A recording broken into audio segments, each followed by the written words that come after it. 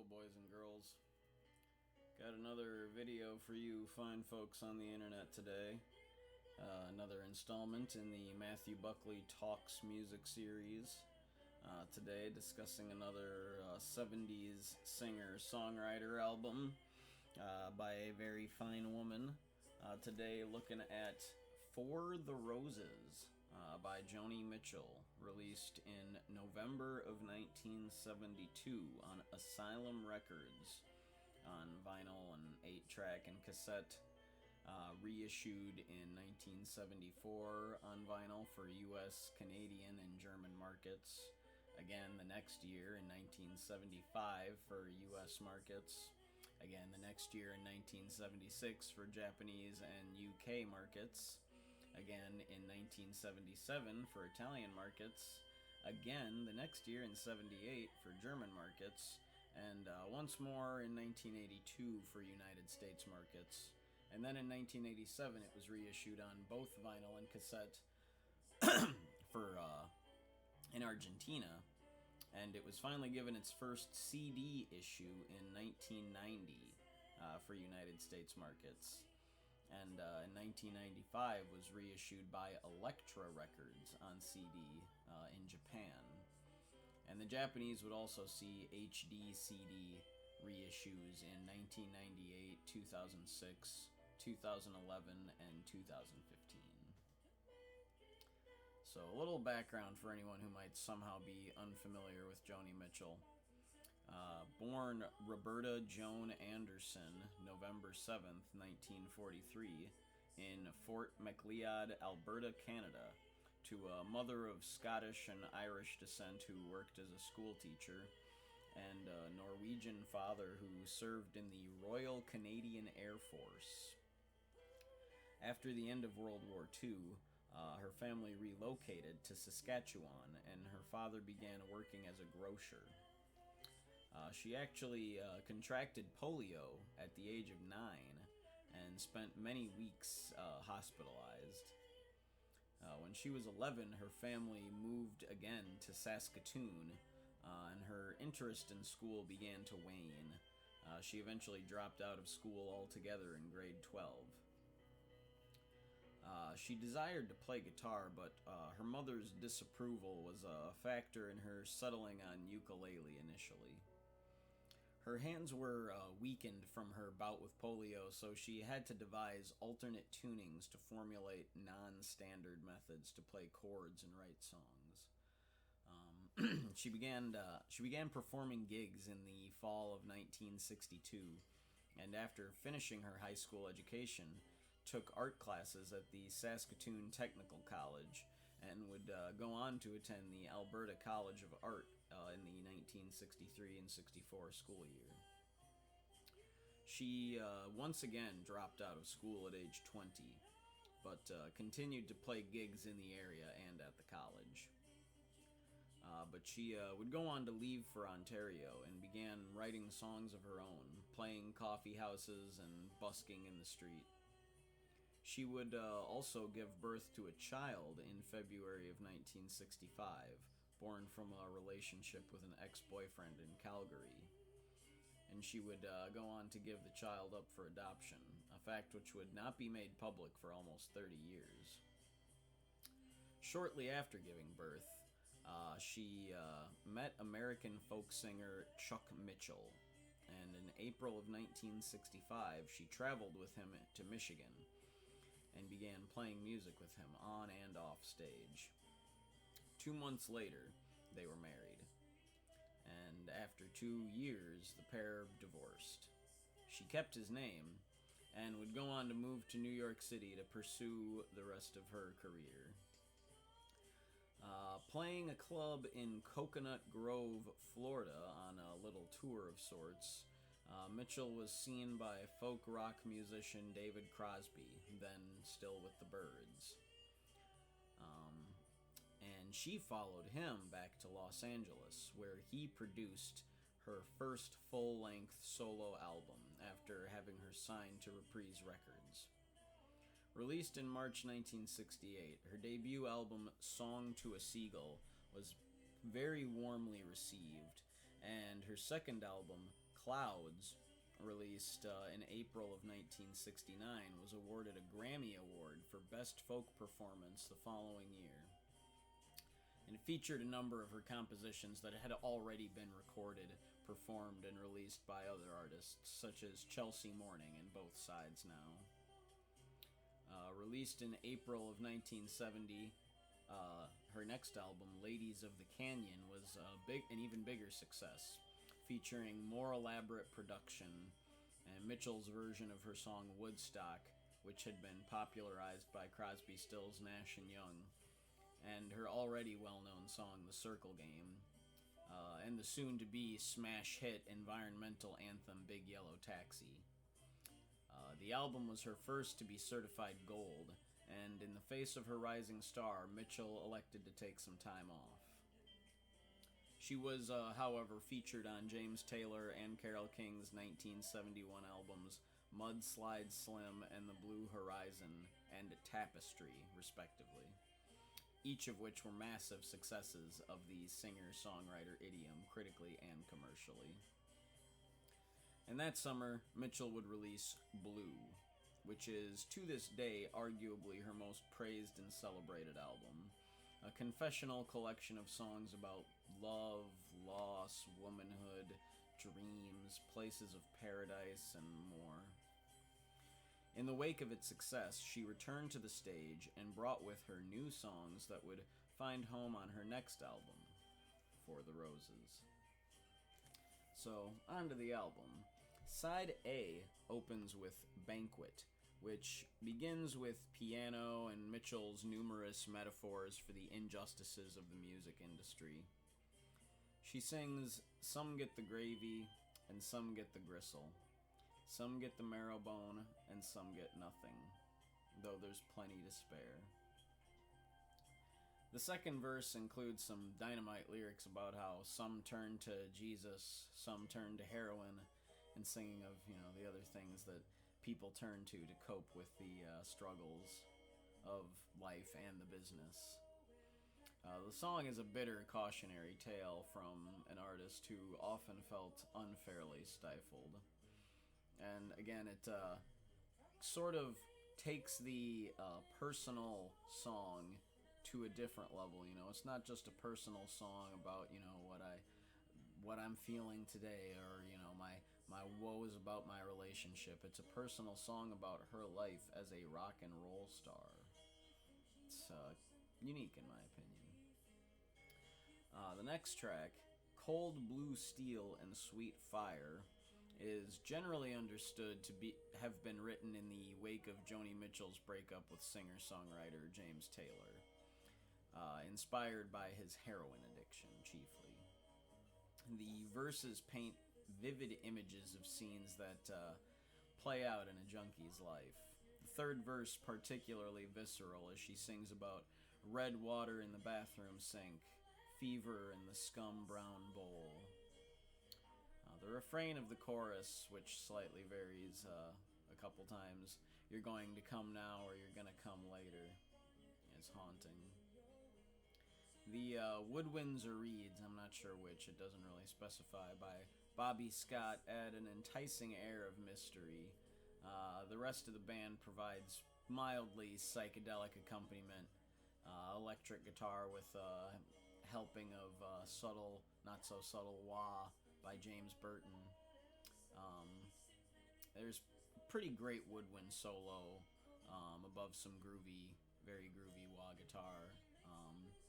And there's actually even more band involvement with the next track, Bar and Grill, which follows a character searching for the enlightenment found in simplicity. She sees people in a truck stop talking about insignificant things and thinking of nothing beyond their daily life. She asks to be shown the way to Bar and Grill, this Nirvana-esque place. The string and woodwind arrangements sound very mysterious, almost sly in their execution. And I really love the last verse about the guy at the gas pumps who's got a lot of soul and sings Merry Christmas for you just like Nat King Cole. and he makes up his own tune right on the spot about white walls and windshields and this job he's got. That's simple and sweet. Exactly what the song's about. And the next track, Lesson in Survival, is a pretty bare-naked confessional of loneliness and heartbreak. Or rather, struggling to overcome loneliness and heartbreak. The last verse is a clear account of visiting a friend only to break down into emotional duress. Mitchell sings above the piano, "I came in as bright as a neon light, and I burned out right there before him. I told him the things I'm telling you now. Watch them buckle up in his brow. When you dig down deep, you lose good sleep, and it makes you heavy company."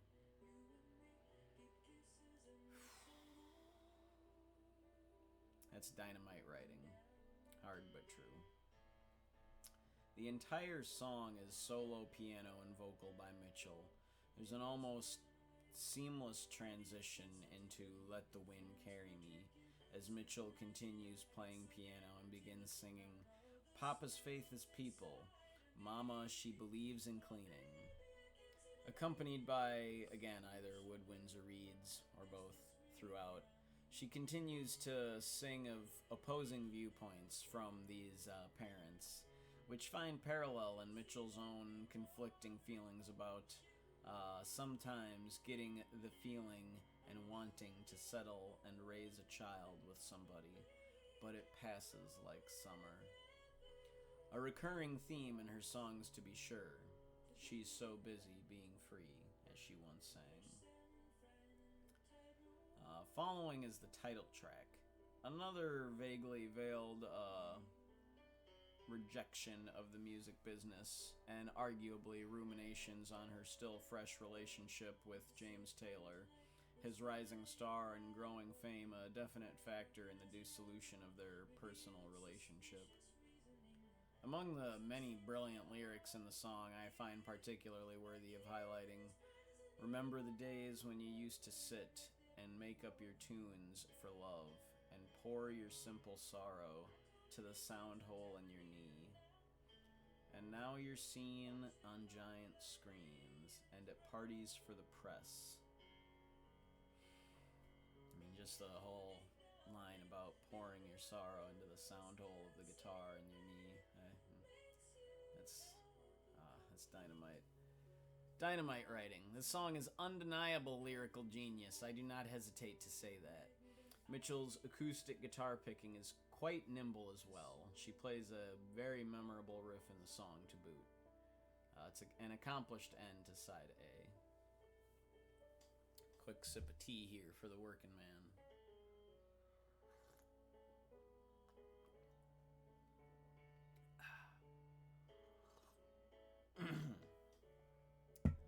A little bit of Meyer lemon for anybody at home who's curious. That stash. Tea stash.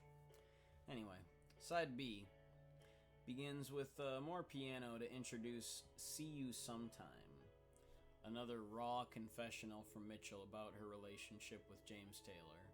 She sings that in spite of other women, arguments, and whatever other hang-ups get in the way, she'd still like to see him sometime.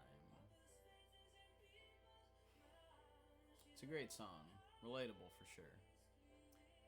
Solo piano and vocal from Mitchell. Lovely to listen to. The next track, Electricity, is another metaphor-laden tale of attraction, love, heartbreak, and separation, particularly rooted again in her relationship with Mr. Taylor. She sings of minus, a man who is loveless, and plus, a woman who don't know the system. She sings about struggling to fix the relationship or electrical charge with masking tape and copper, and holds out her flashlight to implore Minus to fix the problem. She sings about the sparks that started flying and the loose wires that were lashing out at her, apt metaphors for conflict in a relationship. She even sings that she holds out the candle and that she shines it in, and she begs him to show her how to fix it again. Such desperation to fix the short circuit breakup.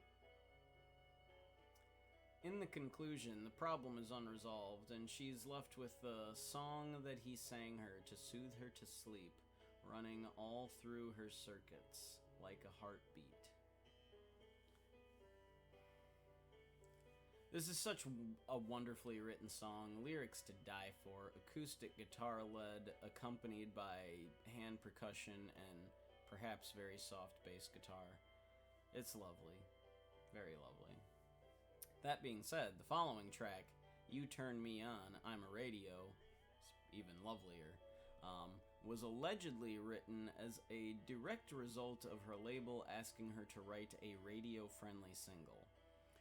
Mitchell took the request to a comically cynical extreme and produced a song conceived entirely around radio themes, which succeeded in scoring her first top 10 Canadian top singles hit and first top 40 hit, peaking at number 25 on the US Billboard Hot 100. And I love so many of the lyrics in the song, corny or not, pun intended. Especially the line she sings, I know you don't like weak women, you get bored so quick. You don't like strong women because they're hip to your tricks.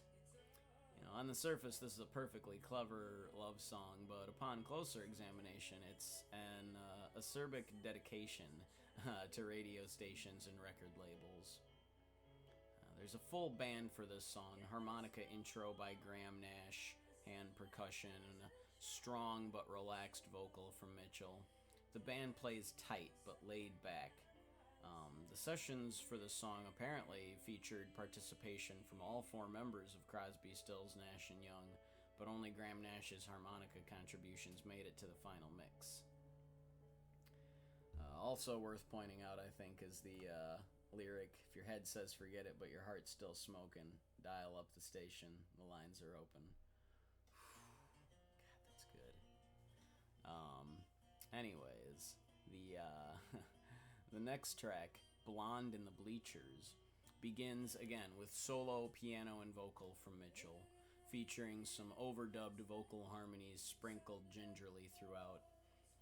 Another song about living on the inside of the rock and roll world.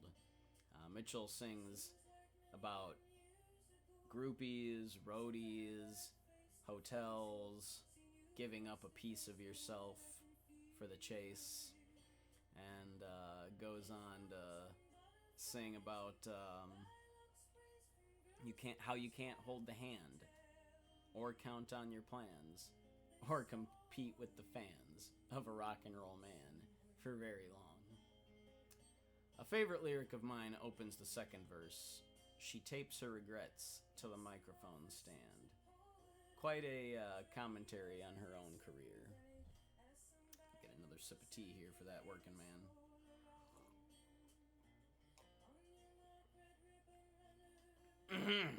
Yummy. Anyway, as the second verse begins, the drums kick in, and the band, which is apparently Stephen Stills, all of the instrumentation, according to the credits, is Stephen Stills, gradually amps up until scrambling at the end. There is a very cool sax outro, kind of spazzing sax outro, saxophone that concludes the track. And the next track, the following song, Woman of Heart and Mind, is a highlight of the album for me. The instrumentation is gentle, that main riff is gorgeous, the arrangement is sweet, and Mitchell sings from the heart. No chorus, an incisive and direct relationship character study. It could be assumed this is another song about James Taylor, all things considered. And the ending lyric, to me, is one of the most poignant of the entire album. You know, the times you impress me are the times when you don't try. When you don't even try. Goddamn. The following track, Judgment of the Moon and Stars, Ludwig's tune, begins with solo piano.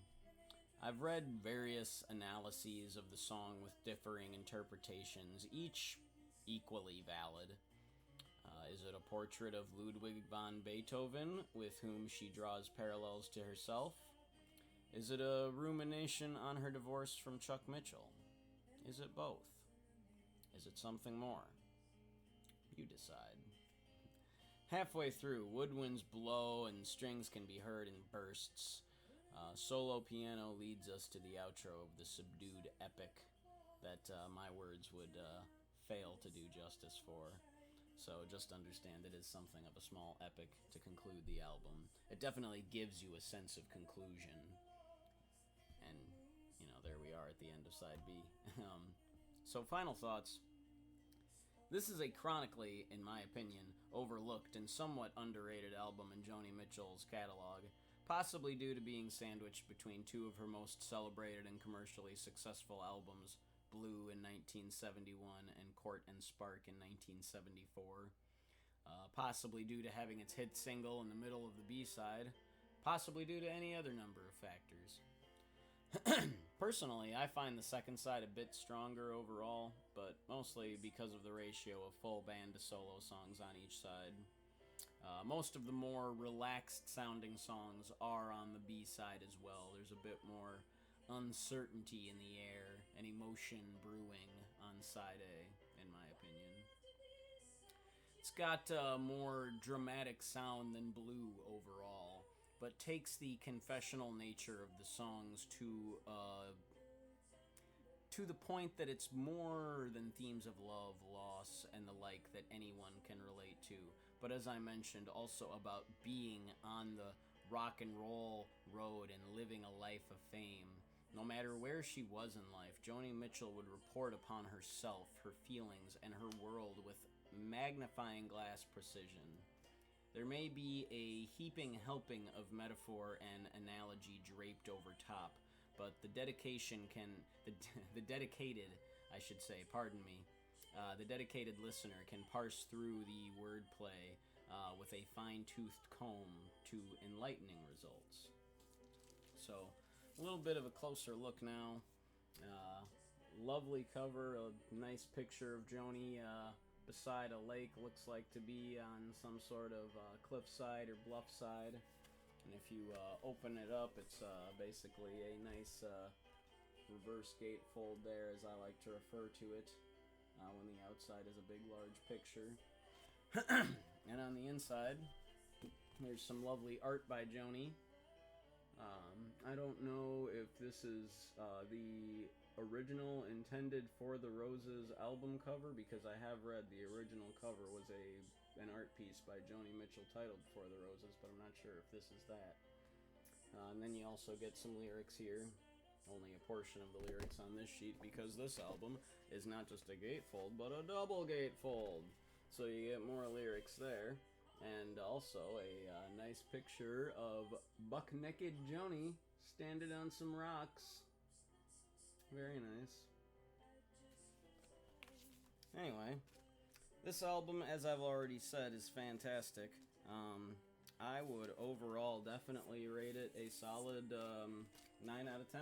Would not hesitate, 9 out of 10. It's got some incredibly confessional, personal songs, but also it's got a very laid-back vibe throughout many of the others, and I've had it on repeat for like a solid 2 weeks now. Actually, this is like the third time I've tried to do this video. I did like 3 separate write-ups and recorded it a couple times and scrapped one. I want to do justice to Miss Joni. So let me know in the comments here. Have you heard For the Roses? Have you heard other Joni Mitchell albums? Are you familiar with Joni Mitchell? I would, assume most people are at least vaguely familiar with her, but there's a whole rabbit hole to go down with this lady. She is an enigma as far as artists go. She's fascinating. So let me say thanks for anybody that has watched all the way through. I appreciate any and all viewership. Tune in next time. I'll have more coming at you. And this has been Matthew Buckley Talks Music with For the Roses by Joni Mitchell. Music is the best.